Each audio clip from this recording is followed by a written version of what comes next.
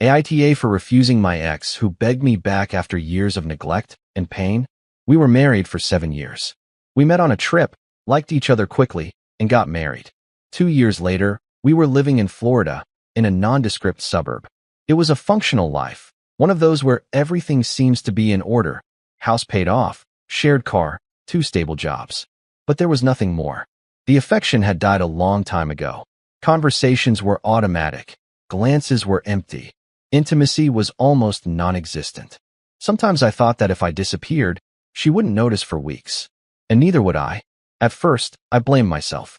I thought I was the problem, that I was being selfish, that work fatigue had me disconnected. I went to therapy, started doing more for her. Cooking, helping her with her things, asking her how she felt. Nothing changed. If I told her something about myself, she'd change the subject. If I tried to have an intimate moment, she'd avoid it. Once she fell asleep mid-conversation, literally, we were talking and she closed her eyes as if what I was saying was worthless. Sometimes she'd say she was stressed, that she had a lot on her mind, but it was more than that. She ignored me. I was a piece of furniture in the house, a shadow. Months went by like this. I kept forcing things. Sometimes I brought her flowers, sometimes I left her messages on the bathroom mirror. Nothing. Just a dry thank you. Without even looking up. I started to physically ache, as if I were being erased in slow motion. I got fed up. And it was there, in that parking lot, where I told myself for the first time that I couldn't take it anymore. I didn't tell anyone, not my friends, not my therapist. I just thought it, but that thought changed everything. A few weeks later, I dared to speak. It was a conversation without tears or drama. I just said, "This isn't working. I don't feel loved. I don't feel seen. We can't go on like this." She was silent for a moment, and the only thing she replied was, "If that's how you feel, I can't force you to stay." Just like that, without a fight, as if I were telling her I was going for a walk.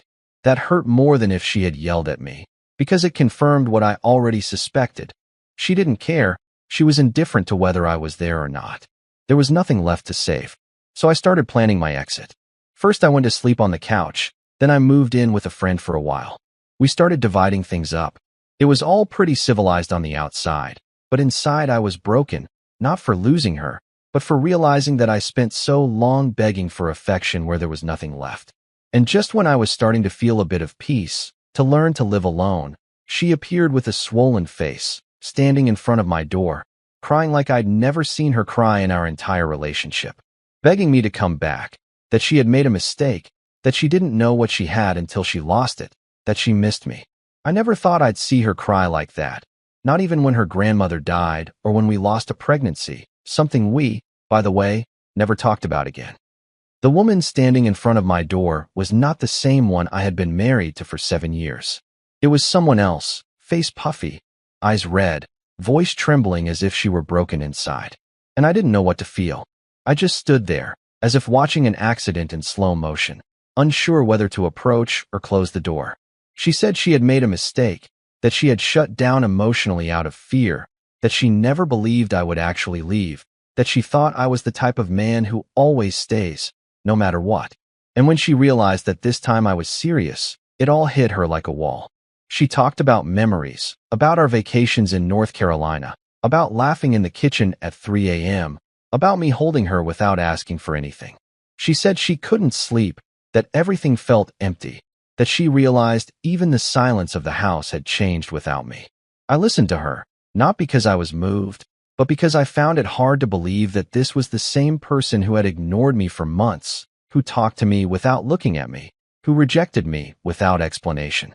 That same woman who treated me like a nuisance, like another piece of furniture in the house, was telling me she loved me, that she always had. But then, why didn't she ever show it, when I needed it most? Why only now, when I was already gone? I let her in. She came into the house, not out of pity or because I wanted to get back together with her. I let her in because I needed to understand what was happening to her, why she was showing up now, what she was looking for.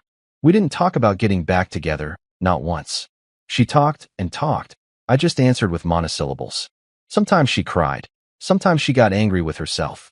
She said she was stupid, that she had pushed me away for fear that I would see how broken she was inside, that she was ashamed to be vulnerable, that she thought if she showed affection I would think she was weak, that it was all her childhood's fault, her mother's, how she was raised. And all I could think about was everything I went through. Every night, I went to sleep feeling invisible. All the times I waited up for her only for her to arrive and say, "I'm tired," without looking me in the eye. The times I cooked something special and she didn't even try it. The birthdays where she told me, "I didn't have time to buy you anything." The Christmases where I was the one setting everything up alone. And now she was telling me she was sorry. It hurt, but not because of love. It hurt to realize that I put up with much more than I should have, that I wasted years trying to rescue something she didn't even want to keep. And the most devastating thing was that, just when I was finally feeling at peace, she showed up again to stir everything up. Because yes, right before she came to my house crying, I had already met someone else. It wasn't a serious relationship yet. We had only been dating for a week. But this woman made me feel heard. She asked me how I was doing. She touched my hand without me asking. She laughed with me. She looked at me like no one had looked at me in years. And that unsettled me more than any of my ex's tears, because I realized that maybe I wasn't asking for too much, that I wasn't crazy, that I wasn't being dramatic or needy. I just wanted to be loved. But of course, my ex didn't know that. She didn't know I was already seeing someone else. And I didn't know if I should tell her at that moment. What I did know, from the moment I saw her standing in front of my house, was this. I didn't want to go back. But I didn't tell her yet. I didn't tell her that night. I didn't tell her I was already seeing someone else. I kept quiet, and it wasn't for fear of hurting her. It was because I was still trying to understand what was happening, because a part of me, although hurt, still didn't trust her tears. It was hard, because I know her, because I lived with her, because I know how she avoided talking about what she felt, how she manipulated without realizing it, how hard it was for her to apologize, how she bottled everything up until she exploded, or until the other person got tired. She stayed in the living room for a few hours, talked until she fell asleep on the couch. I didn't know whether to wake her or not. I just watched her in silence for a while, and I didn't see the woman I once loved. I saw someone lost, who regretted things too late, who pulled the rope so long that it snapped in her hand, who didn't expect me to be serious, because for years I was the one who always stayed, even when it hurt. I went to sleep in the bedroom, closed the door, and, as I lay down, I felt something strange. It wasn't guilt, it was a kind of relief. For the first time in a long time, I didn't feel pressure. I wasn't obligated to react. I didn't depend on her anymore. I didn't know her anything. I was just watching what was happening and deciding if it was worth it. The next morning, when I woke up, she was gone. She left me a handwritten note. It didn't say much, just "thank you for listening," that she knew she had no right to anything, that she understood if I didn't want to see her again, that she just needed to say it, that she loved me. Signed with her name, no hearts or embellishments. It was simple and incredibly sad. I kept it, not because I cared, but because it was the most honest thing she had written in years. A few days passed without contact. She didn't write, neither did I. And in that space, I began to breathe differently, as if my body was only now realizing that it was free, as if finally all the noise had been turned off. And in the midst of that, I continued seeing the other girl. I'm going to call her Elle, not because her name matters, but because I want to talk about what happened without it sounding like a romantic movie. It wasn't perfect, it wasn't magical, but it was real. From day one, she looked me in the eye, asked me questions, listened without interrupting, invited me into her world without pressuring me. She wasn't expecting me to save her, she just wanted to share. And that was enough for me. With Elle, I felt comfortable, at ease. I wasn't walking on eggshells, I wasn't afraid to say what I thought. And most importantly, I felt loved without having to beg for it. One night, she cooked me something for no reason. Another night, she hugged me without saying anything, just because. There was no need to justify anything. She was just there with me. And just when I started to think that maybe I could believe in a relationship again, my ex showed up again. She wrote me a long message, saying she was still going to therapy, that they had recommended writing a letter and not sending it, but that she preferred that I read it. She asked if she could come by one afternoon, just to give it to me, nothing more. I said yes. Not because I wanted her back, but because I needed closure, because there was a door left ajar and I wanted to close it for good.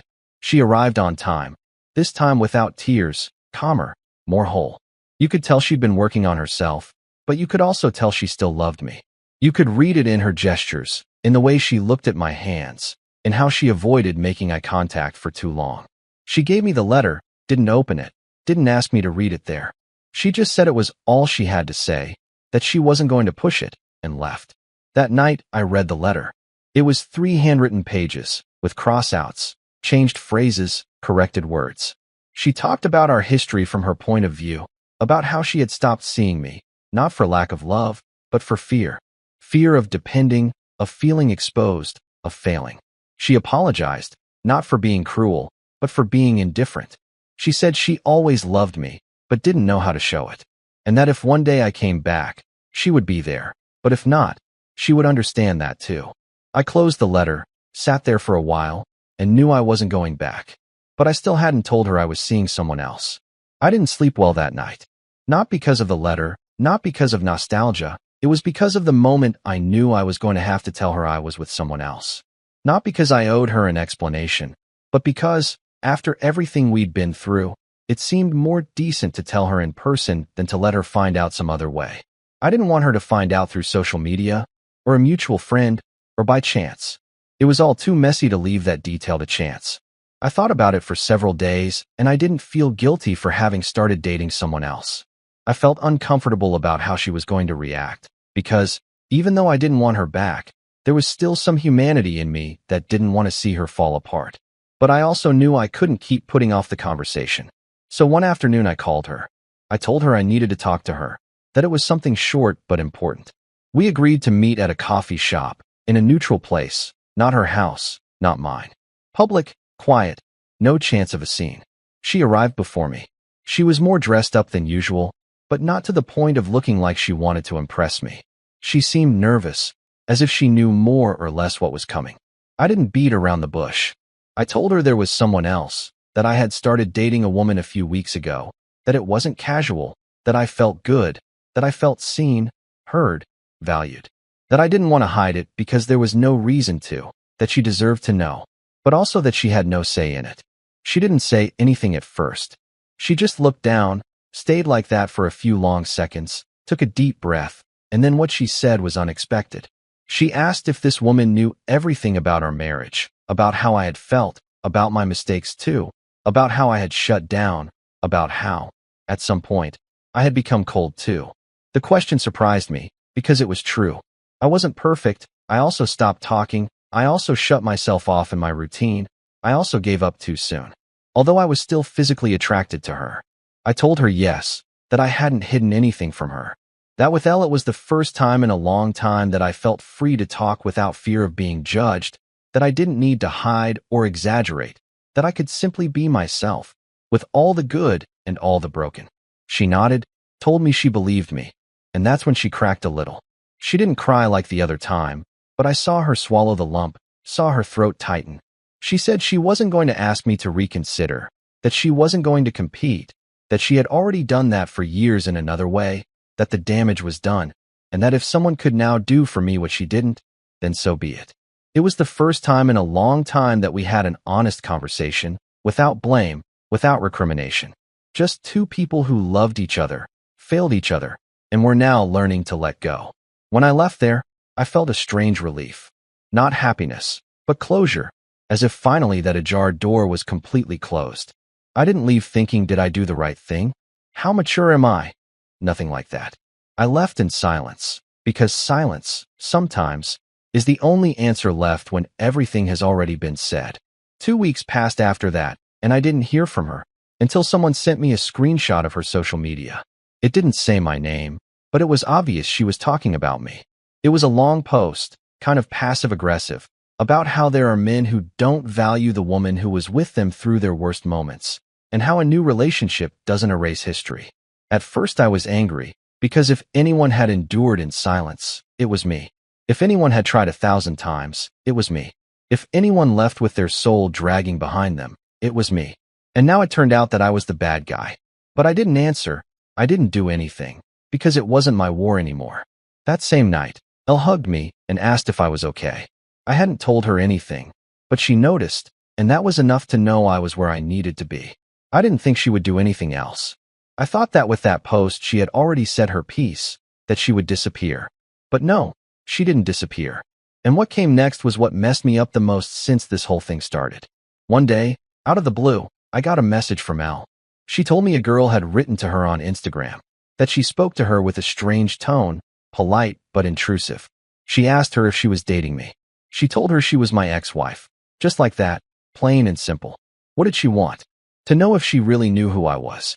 She even sent her a picture of us from years ago, one where we were in New York at the Statue of Liberty, old. One of those I didn't even remember existed. Elle sent me screenshots of everything. She asked me if I knew her. I told her yes, that she was my ex. And then I had to tell her everything I hadn't told her yet. The whole marriage, the wear and tear, the couch thing, the nights without talking, the times I thought about leaving and didn't have the guts. I told her everything at once, unfiltered, without wanting to evoke pity, just like someone clearing the ground so that nothing remains buried. She wasn't angry, she just listened. She told me that she didn't like the fact that my ex felt entitled to look her up, that it was a line that shouldn't be crossed, that she had nothing to do with what happened between us. And she was right, because if there was anyone who was behaving well, it was Elle. That night I wrote to my ex. Not to fight, I just put, "Don't mess with her again. I'm telling you this without hate, but firmly. You have no right." She left me on read. Not a word. And that's it, there I said. That's it, it's over. Let her burn alone with her version. But it wasn't like that. The following week I found out she went to see my mom, my own mother. She went to visit her by surprise, brought her cookies. What? Did they sit down and talk? About what? About me? About how sorry she was. About how she loved me. About how it hurt her to see me with someone else. That she still thought there was something between us. That I was rushing into things. Who gives her the right to do that? My mom told me about it because she was also surprised. She didn't know whether to tell me or not, but in the end she didn't want to keep anything from me. She said she found her sincere, but very unstable, that she talked a lot, nonstop, that she seemed desperate, like someone who is on the verge of losing control. That's when I got scared, because one thing is emotional drama, another is messing with the people I love.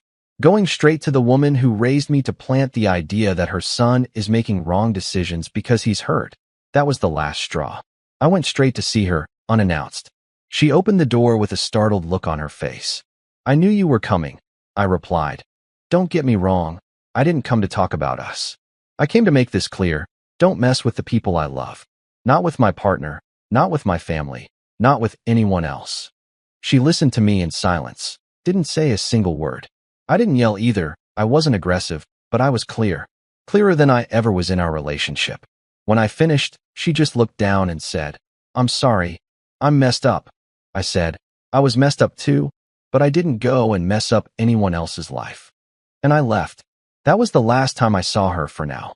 But after that, I started to feel something new. Anger. Not sadness, not guilt, anger. Because I didn't hate her, but I did hate that she waited to see me happy to make a move. That when I needed her she wasn't there, and now that I was moving on, she was showing up with letters, messages, visits to my mom and my new partner, as if everything revolved around what she felt, as if I were an extension of her drama. And I'm not. Not anymore. I started therapy again, not for her, for me. Because I needed to understand why it was so hard for me to cut ties completely, why her gestures, her look, her story still affected me. And my therapist told me something I still haven't fully digested. You're not sad for her. You're sad for what you put up with, for the lost time, for betraying yourself. She was right. And with that in mind, I promised myself that I wouldn't let anyone else, not her or anyone, make me feel like I have to beg for affection again. But there was still something missing, because just when I thought everything was calming down, I found out what really happened before she left me. And that was what finally broke everything. The news reached me by accident. Literally, I wasn't even looking for it. It was a Friday night. I was having drinks with a friend from work, someone who, although not part of my inner circle, knew me well enough to know everything I had gone through with my ex. We were talking about anything and everything, until, suddenly, he says, as if dropping a casual comment, "Hey, remember M, the guy your ex worked with? Didn't you think that was kind of weird?" I looked at him. I didn't understand. I didn't know what he was referring to. And that's when it hit me like a brick in the chest. Dude, I thought you already knew, that that's why you left, that it had leaked or something. Did you never find out about them? I was speechless. Seriously, I didn't know what to say. My fingers trembled, literally, as if all the blood had drained from my legs. The only thing I could say was, "What?" And then he told me that during the last year of our relationship, my ex and this guy, a coworker, had had something.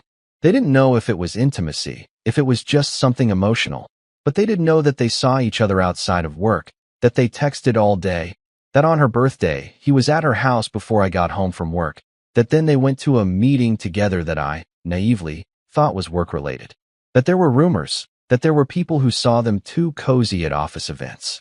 He told me carefully. You could tell he didn't want to stir the pot, but he couldn't keep it to himself any longer. He said it seemed unfair that I was rebuilding myself while she was going around saying that I abandoned her, that I at least deserved to know the truth. I didn't say anything else. I thanked him, paid the bill, got in the car, and stayed there, like that time in the supermarket. But this time it wasn't sadness, it was raw, dry, violent anger. I went home without saying anything to anyone, not to Elle or my mom, no one. I locked myself in, sat on the floor, and read all the old messages with her.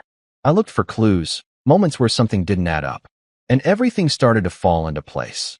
The time she said she was going to study late, the outings with colleagues, the curt replies when I asked her how her day was, the showers when she arrived, the different perfume, the nervous laughter, the days she dressed differently even though there was no special event. It was all there, and I didn't want to see it. Or I did see it, but I denied it, because loving is also lying to yourself. I didn't sleep that night, and the next day I wrote to her. Not yelling, not with insults. I sent her a short message. I found out. You know what I'm talking about. It took her an hour to reply. She put, I don't know what they told you, but it's not what you think. Again, evading, minimizing, manipulating. I replied, don't explain anything to me. Just confirm one thing. Did you see him while we were together? Yes or no? It took longer, much longer.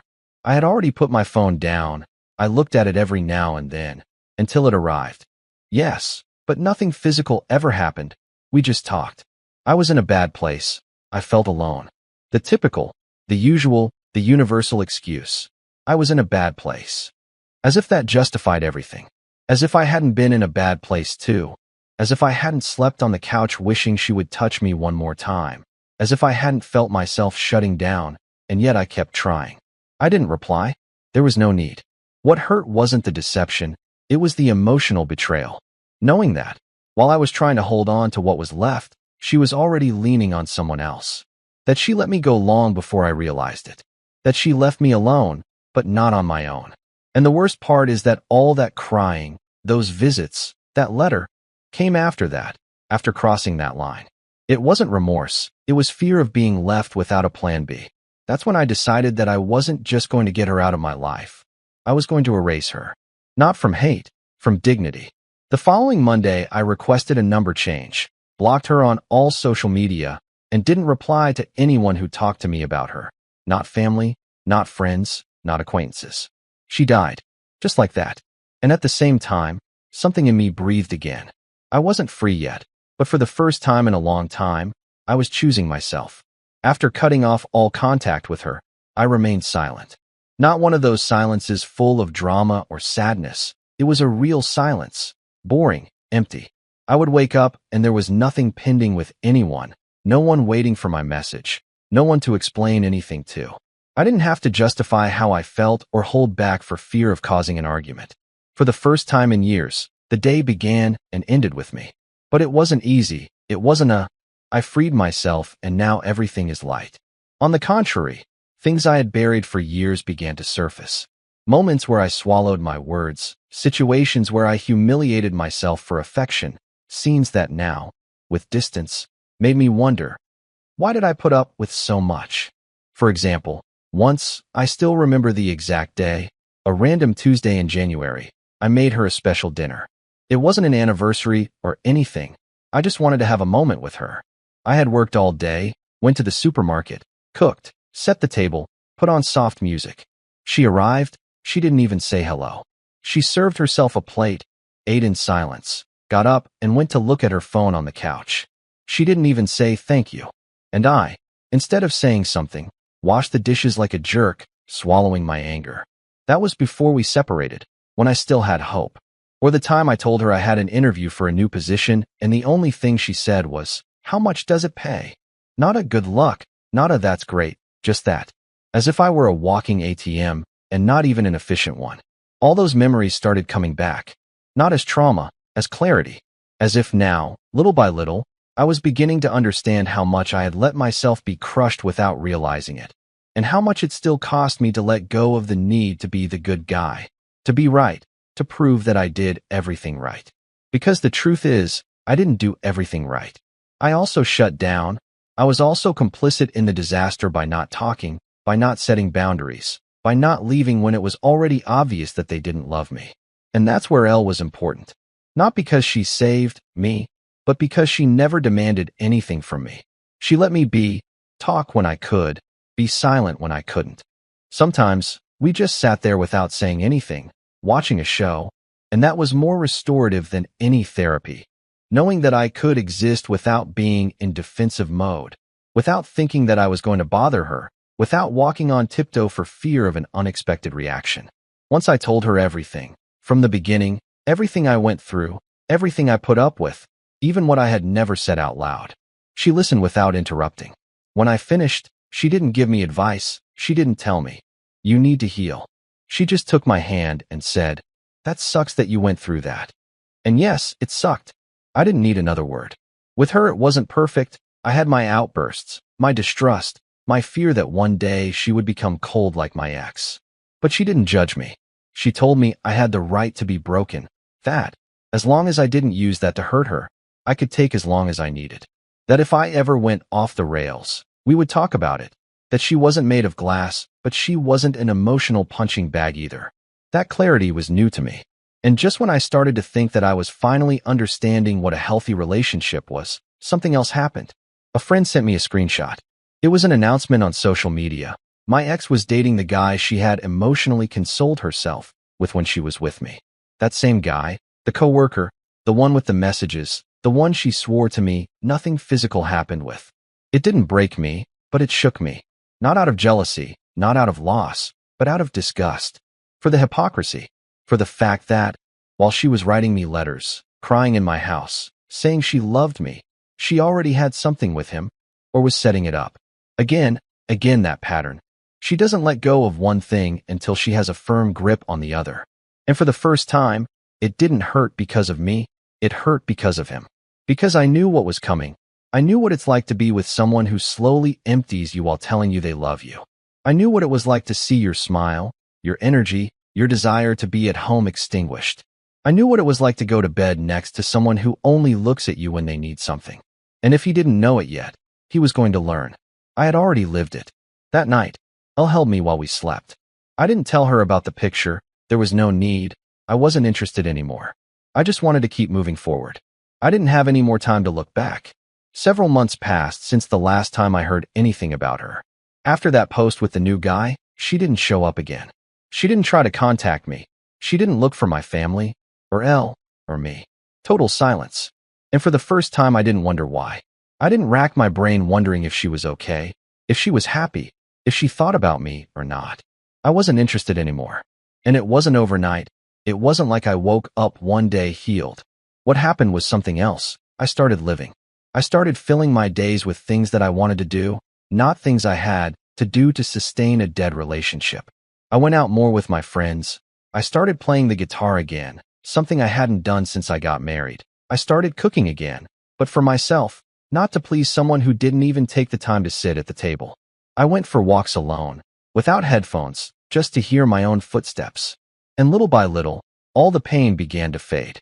Elle was still by my side, not because she needed me, nor because I needed her to save me, but because we got along, because there was no need to force anything, because there was respect. And in a world full of relationships based on manipulation, guilt, and dependency, that's a lot. One day, we were at her house, in the kitchen. She was washing dishes, I was drying. And she asked, without turning around, just like that, "Do you still think about her?" She didn't say it with jealousy. She didn't say it as a test. She said it like someone who can handle whatever comes. I was silent for a second and answered truthfully, "Not anymore." And it was true. I didn't think of her as my ex. I thought of her as something that happened to me, as an experience, as a stage that no longer exists, as an old version of myself that I had to bury in order to breathe. Elle smiled at me, and we continued washing dishes, without any more drama than that. Again, it wasn't a happy movie ending. I didn't become a millionaire. I didn't go live in a cabin in the mountains. I didn't become the Zen guy who gives advice on social media. I just stopped being messed up. I just started sleeping well. I just stopped wondering if I was worth it. That was enough. Once, someone asked me if I regretted marrying her. The answer is no. Because, thanks to that relationship, I learned exactly what I don't want. If you liked it, don't forget to leave a comment and support the channel by subscribing. See you in the upcoming stories.